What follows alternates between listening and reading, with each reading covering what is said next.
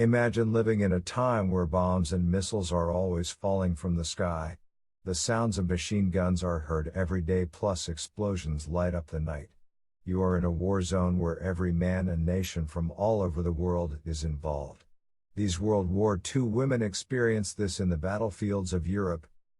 They were the pioneers of women being involved actively in the armies of the 20th century.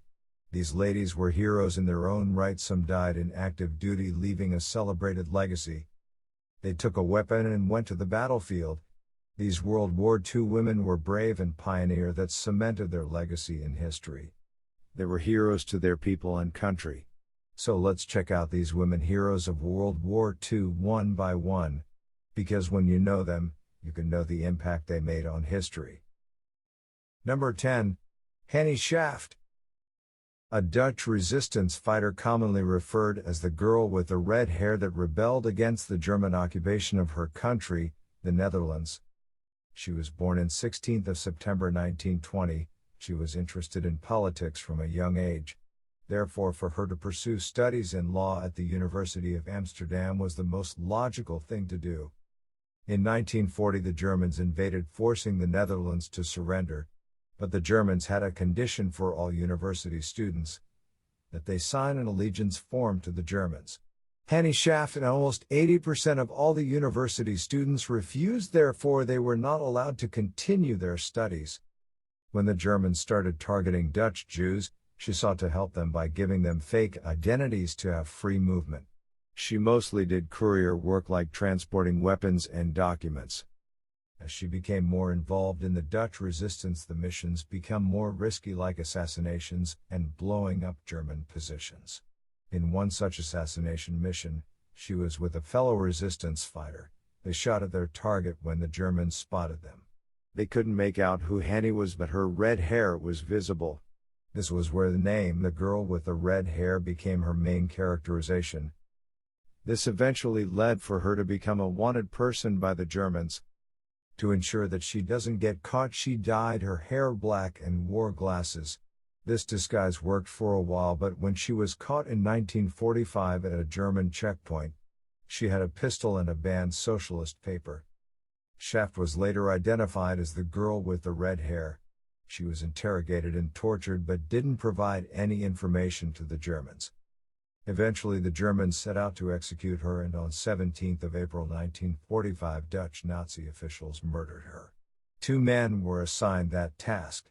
One shot her, only wounding her. She told him, "I shoot better." This is where the other man delivered the final shot. She was a great resistance figure to the Dutch that she is even commemorated to this day. A statue was erected in her honor. She's among the iconic World War II women in the Netherlands. Number 9. Maria Oktyabrskaya. Hell has no fury than a scorned woman. This best describes Maria and how she found herself in the battlefields of the Second World War. She was born on 16th of August 1905 in Ukraine during the Soviet era. In 1925, at the age of 20 years, she got married to a Soviet soldier, Lilia Oktyabrskaya. When Germany invaded in 1941, her husband went to serve in the front line. Unfortunately, she got news that her husband Leah died in August 1941 fighting the Nazis. This angered her greatly that she took an action that would alter her life and be forever remembered in history. She sold all of her possessions and decided to purchase a tank, T-34, that she would use to personally fight the Nazis. She personally wrote a letter to the Soviet leader Stalin to be allowed to drive the tank and name it the Fighting Girlfriend. Stalin offered approval and she underwent 5 months of tank training. Most male soldiers thought this was a publicity stunt. The training was over and the Fighting Girlfriend saw action in 1943 with the 16th Guards Tank Brigade. Her courage was evidenced here as the Fighting Girlfriend was able to breach German lines, earning admiration from her male counterparts. In another battle she risked her life to continue fighting. Her T-34 tank was hit and the tread damaged. Instead of waiting for help, she got out of the tank and repaired it herself. She managed to do this and continued fighting. This move on her part was insane, risky and crazy because bullets and missiles were still flying around. It's a war. Sadly, the 17th of January 1944 would be last time the fighting girlfriend would terrorize the Germans. It was during a night attack on a heavily fortified German position. Her T-34 was spearheading the assault and German fire was focused on her. They managed to destroy the treads, stalling the tank. As usual, Maria got out of the tank to repair it. This is where she was wounded badly. Shrapnel managed to hit her head, rendering her unconscious. She was rushed to a medical facility where she was in a coma for 2 months but eventually succumbed. Maria died on 15th of March 1944 at just 38 years old. She was awarded the Hero of the Soviet Union for her bravery and heroism. Number 8. Nancy Wake. A World War II veteran that was an active French resistance fighter, this former journalist replaced her camera for the gun. She was actually born in New Zealand on 30th of August 1912, but the family didn't settle there, they moved to Australia. Her rebellious nature and desire to be free from parents was evidenced when she ran away from home at just the age of 16 years. She got a job as a nurse, and by 1932 she left Australia to explore Europe. She landed in Paris, France, and got a job as a journalist on the Hearst newspaper. This was at the time Hitler and the Nazi Party popularity was rising in Germany. Her assignments included reporting on the rise of the Nazi Party and Hitler in 1935 Germany. Her visits to Vienna showed the scale of brutality of the Nazi gangs. They would beat up Jewish men and women, and this act left a lasting impression on Nancy Wake. She was angry and vowed to resist this new rising power in Germany. This beautiful woman eventually got married to a wealthy French industrialist Henri Fiacre in 1939. They were both pivotal in the coming resistance. In 1940 the war started with Germany invading Belgium, Netherlands and France, who were forced to surrender. France was now controlled by the Germans. Nancy Wake was first an ambulance driver that she used to ferry Allied soldiers and Jews out of France to Spain. The couple, Henri and Nancy, became part of the French resistance. But the Gestapo uncovered her and put a price tag of 5 million francs for her capture. Her husband persuaded her to go to England to evade capture. In England she worked in the French section of the Special Operations Executive, SOE, in 1943. What she learned was pivotal to the success of D-Day and liberation of France. In 1944 she was parachuted to France to meet the French resistance fighters to organize/prepare them for France's liberation. She was also a liaison between the fighters and the British. She did this although she was the most wanted person by the Germans. Nancy and the fighters became involved in the destruction and blowing up of German posts, convoys, bridges and supply lines. In one such mission she had to fight a German soldier in hand combat where she killed him using a judo chop technique. She also traveled for 300 kilometers on a bike for a 72-hour period to deliver a message to London passing through German checkpoints. Her radio had been damaged by German fire. She was nicknamed by the Germans as the White Mouse because she evaded capture. She utilized bribes, her feminine/flirtatious nature and her ability to create a convincing story to avoid capture. Unfortunately, after the war she was told news that her husband was executed by the Germans because he wouldn't betray her. The story of Nancy Wake is that of courage, love, determination and doing the right thing. She had awards/medals from various countries such as the Officer of the Legion of Honor from France and the Medal of Freedom from the United States. Nancy Wake died at the age of 98 on 7th of August 2011. She showed how World War II women were central in the war effort and victory. Number 7. Marina Raskova. She was the architect of the all-female military aviation unit of the Soviet Air Force that ran successful missions against Hitler's Germany. She was born in 20th of March 1912 to middle-class parents who wanted her to become a musician. Unlike most Soviet aviators, she never showed interest in flying at a young age, and it wasn't her goal. She eventually quit on her music ambitions and started studying chemistry. By 1931 she had graduated and was working with the Soviet Air Force in the Aero Navigation Laboratory. By 1933, aged 19, she became the first female navigator in the Soviet Air Force. She therefore had a pilot's license and became a teacher or instructor at the Zhukovsky Air Academy. Before the war, Marina Raskova was a Soviet heroine due to her record-breaking flights. One such flight was the flight of Rodina from Moscow to Komsomolsk. She did it with other two female aviators and was the first woman to receive the Hero of the Soviet Union medal. Then the invasion of the Soviet Union happened in 1941, where Raskova's role was pivotal. Due to her influence, she managed to persuade Soviets Joseph Stalin to form an all-female flying regiment. She divided these aviators into three regiments: 586 Fighter Regiment, 587 Bomber Regiment, and 588 Night Bomber Regiment. Their mark on the war was made with female regiment aviators like 21-year-old Lilia Litvak, White Rose of Stalingrad, causing havoc in the skies. Although they had planes that were slow and less advanced than the German fighter planes, they mostly conducted their missions or bombing raids at night, and the Germans nicknamed them as the Night Witches. Marina Raskova was not only the architect or commander but was actively involved in the war or missions. On one mission she was on the front line and was leading two damaged planes back to safety. Her plane was hit, therefore she was forced to make a forced landing in banks of River Volga. She died on the 4th of January 1943. She received a state funeral and buried in the Kremlin. As part of remembering or commemorating her, streets are named after her and postage stamps have her portrait. Number 6. Lilia Litvyak. A Russian female fighter pilot that served in the Second World War and credited with the record of most kills by a fighter pilot. She was part of the Soviet Air Force and heeded the call to serve when the Germans invaded in 1941. Lilia was born on 18 August 1921, where by the age of 15 she performed her first solo flight and graduated from the Kherson Military Flying School. She became a flight instructor at Kalinin Air Club. When the invasion happened, she volunteered to join the aviation unit, but her lack of experience was a hindrance. She therefore exaggerated her experience as a pilot to serve in the Soviet Air Force.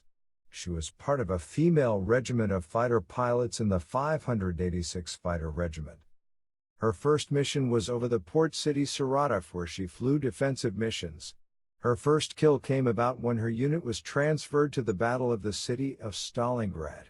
On 13 September 1942 she had her first two kills, becoming the first woman to shoot down an enemy plane. As she began to rack up more kills and missions, her fame rose throughout Europe. She was mostly referred to as the White Rose of Stalingrad because of how she used to pick roses and place them in the cockpit before any mission. Unfortunately, 1st of August 1943 was her last mission. In the Battle of Kursk she came under attack in Ukraine. She was pursued by as many as 8 German fighter planes, where they all disappeared in the clouds. It's most likely she was hit and crashed, although controversy still exists concerning her death. She was 21 years old by this time and had achieved 12 solo victories over the German Air Force. She was awarded the Hero of the Soviet Union medal. There is a museum dedicated for her with all her achievements in war. Number 5. Major Lyudmila Pavlichenko. She was the most famous and successful female sniper of the Soviet Union during the Second World War. In 1941, this young woman that joined to fight Hitler's army when they invaded the Soviet Union. Born in 1916 in modern-day Ukraine, from a young age she was an amateur sharpshooter and was in the Yevdokiya shooting club. Before the invasion started, Lyudmila Pavlichenko was a history student at Kiev University. When the invasion started, she halted her studies to join military service, but the recruiter wanted her to be a nurse. Her refusal of this request managed her to be part of a unit to fight the Germans. She was part of the Red Army and was involved in battles of Greece and Moldova. In her first 75 days as a Red Army soldier, she had managed to kill 187 Germans. She was such a feared sniper that the Germans actually nicknamed her Lady Death. but in 1942 she was wounded taking shrapnel to the face. She was retired from active service having 309 kills including 29 German snipers. Lyudmila was widely publicized as a hero as postage stamps had her portrait.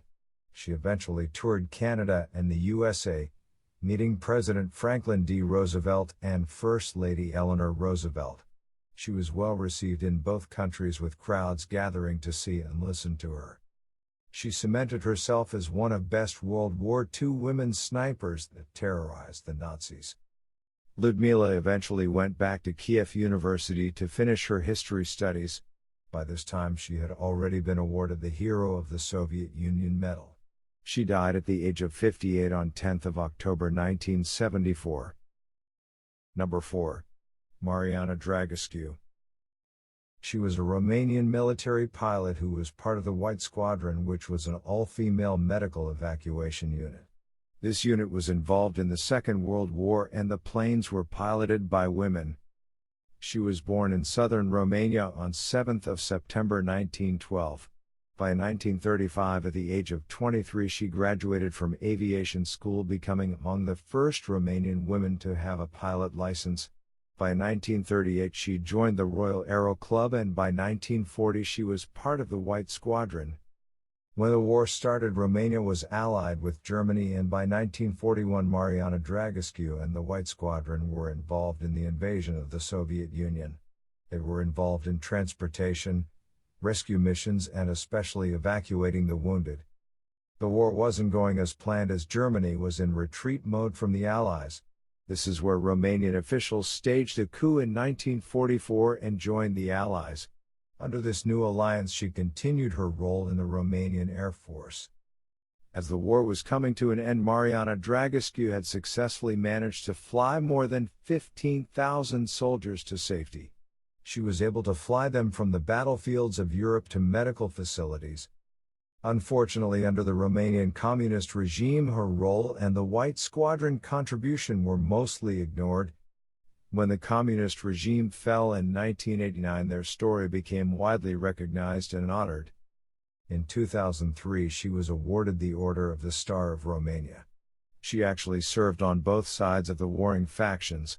Mariana was the longest living member of the White Squadron, but on 24th of March 2013 she died at the age of 100 years. She was a pioneer among World War II women that took to the skies. Number 3. Yevdokiya Zavely. She was a 16-year-old girl that lied about her age so that she can take part in World War II. She was born on 28th of May 1926 in Ukraine during the Soviet era in the Nikolaev region. Her first introduction to the reality of war came about when her village was bombed by German warplanes and seeing soldiers injured lying in pools of blood. Zavely didn't just stand by but immediately helped the injured soldiers by bandaging their wounds with bed sheets. This is where she met the commander of the unit and persuaded him to take her, but lied that she was 18 years old for the officer to agree. Her first role was to be a nurse, as women were not allowed to serve in the battles. During her role as a nurse, she managed to teach herself on the use of guns. Her drive to be an active soldier was so strong that she shaved her head and wore men's military uniform. This was enough for most soldiers to mistake her to be a man. Her disguise managed Zavely to be sent to the front line.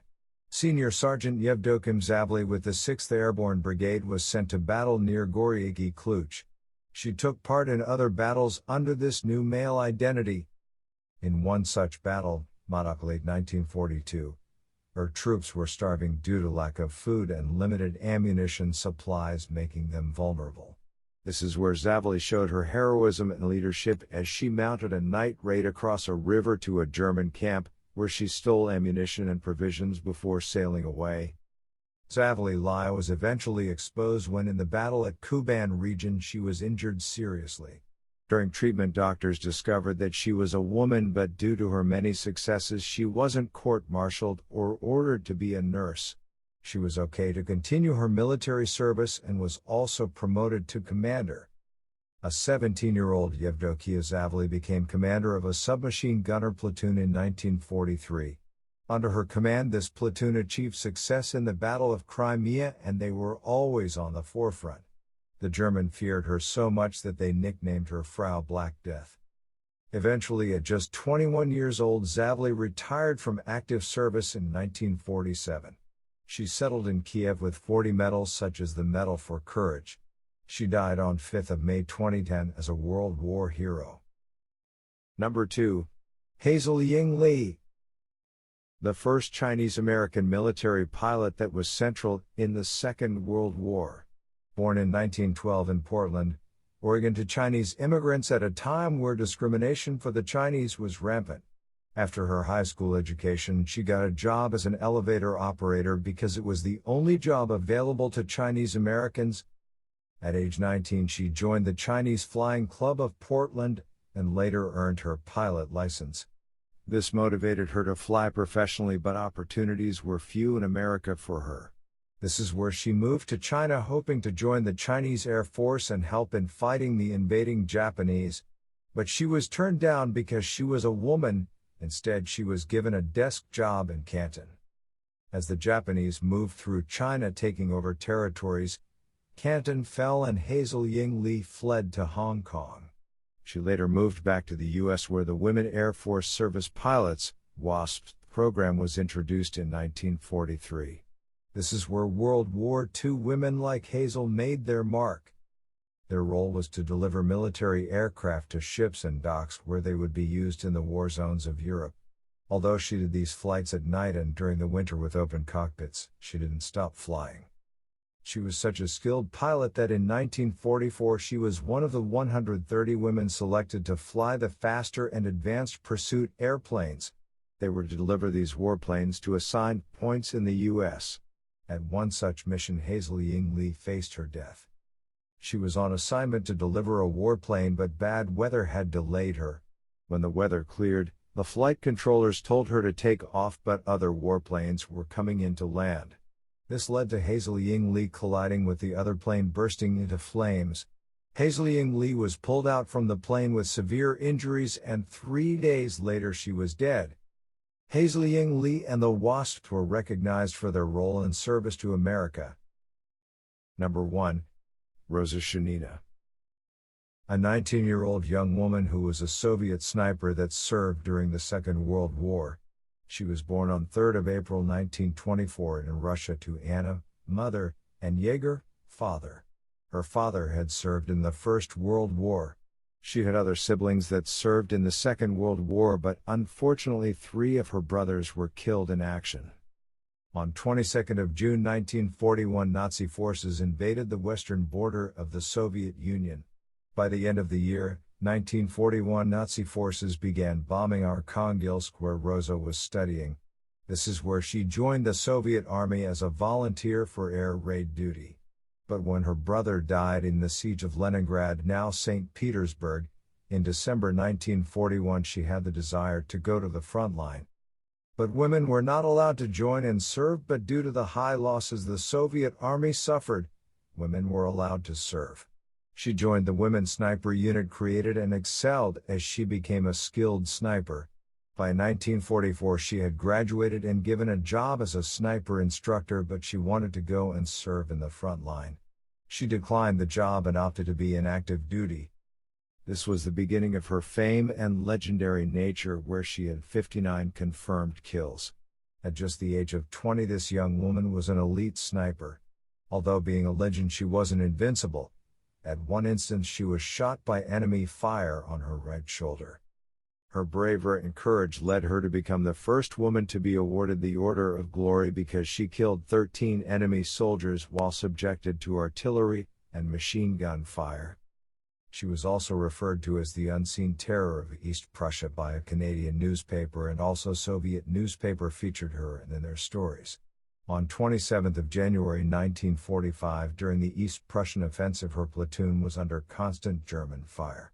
She was severely wounded when shielding an artillery commander. Shrapnel hit her chest. Sadly, Rosa Shanina was dead, therefore was killed in action. She was honored by streets being named after her and a museum in her village Lyudmila dedicated to her. She was one of the famous World War II women in Europe.